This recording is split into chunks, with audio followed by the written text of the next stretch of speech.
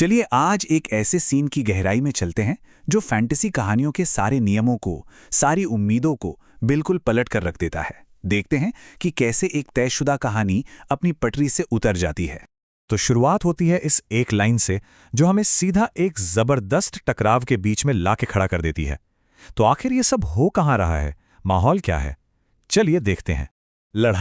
लड़ाई तो हो चुकी है, पर जंग अभी बाकी है।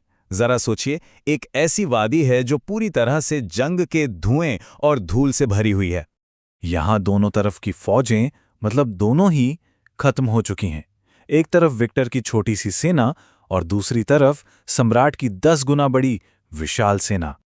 और इस जंग की कीमत हजारों लाशें पूरी वादी में बिखरी हुई हैं। यही मंजर है उस आखिरी टकराव का जो अब होने वाला है। और इस पूरी तबाही के बीच सिर्फ दो लोग खड़े हैं। एक तरफ है जीतने वाला सम्राट लियो और दूसरी तरफ हार चुका विक्टर रेडवुड। लेकिन अब कहानी एक बहुत ही दिलचस्प मोड़ लेती है। पता है क्या होता है? हम सीधे उसके दिमाग में घुस जाते हैं जिसे सब विलेन मान रहे हैं। उसके ख्यालों को सुनते हैं और अंदर ही अंदर विक्टर सोच रहा है, तो यही अंत है। वो थक चुका है, सिर्फ शरीर से नहीं, दिमाग से भी। और यही सबसे जरूरी बात है। विक्टर को पता है कि वो एक कहानी का हिस्सा है। उसे मालूम है कि वो इस कहानी का विलन है जिसे आखिर में सम्राट और उसकी 5 हीरोइन से हारना ही है। उसकी किस्मत तय है। और सोचिए, उसके सामने है कौन? सम्राट की टीम में है सेराफीना, जो किसी भी घाव को भर सकती है। मार्कस, जिसकी खाल लोहे जैसी है। लाइसा, जो परछाइयों से हमला करती है। वीरा, जो हर चाल पहले ही भांप लेती है। और कसांद्रा, जो भविष्य देख सकती है। ये सिपाही नहीं है, ये तो पूरे के पूरे शहर अकेले तबाह कर सकते हैं। तो अब आते हैं इनके बीच की बातचीत पर। जब विक्टर को पता है कि हार तो पक्की है, वो अपनी आखिरी कोशिश करता है, एक हताश कोशिश। वो कहता है कि अब उसे निराशा भी नहीं हो रही, बस थक गया है। मतलब उसने हार मान ली है। अब उसे अपनी जान की भी परवाह नहीं है। तो विक्टर एक सौदा रखता है। वो कहता है, मेरी जान ले लो, बस मेरी आखिरी साथी बेला को जाने दो। लेकिन सम्राट, उसकी अकड़ देखिए। उसका जवाब उसके असली क्रूर इरादों को सामने ले आता है। अब तक हमें लग रहा था कि हमें कहानी पता है ना, कि अब हीरो आएगा, विलेन को हराएगा और सब ठीक हो जाएगा। लेकिन इसके बाद जो होता है वो सारी उम्मीदें तोड़ देता है। सम्राट लियो अपने घमंड में चूर होकर अपना आखिरी हुक्म सुनाता है।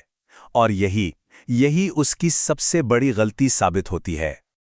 और फिर एक धमाका, एक ऐसा पल जो इस जादुई दुनिया के हर नियम को तोड़ देता है। विक्टर एक ऐसी चीज निकालता है जिसके यहां होने की कोई कल्पना भी नहीं कर सकता था। एक बंदूक।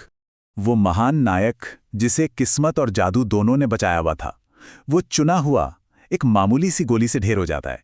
और ये करने के बाद विक्टर बिल्कुल शांत है। वो कहता है, बस एक हाथ बचा है मेरे पास, और उस टूटी हुई बंदूक को नीचे गिरा देता है। यही था उसका आखिरी दाव। तो अब क्या? जो स्क्रिप्ट थी वो तो फट चुकी है। जो कहानी सब जानते थे वो खत्म हो गई है। तो अब उसकी जगह क्या शुरू होगा? एक नई कहानी। वो 5 महाद्वीप की सबसे ताकतवर लोग बस हक्की बक्की खड़ी हैं। उनकी सारी शक्तियां इस एक घटना के सामने बेकार हो गई हैं।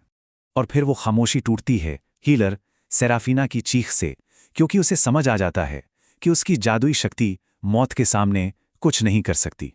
तो देखा आपने, ये सीन किस तरह से फैंटेसी के सारे रूल्स को पलट देता है और हमें एक आखिरी और बहुत जरूरी सवाल के साथ छोड़ जाता है कि जब कहानी की स्क्रिप्ट ही फट जाए तो असली हीरो कौन होता है?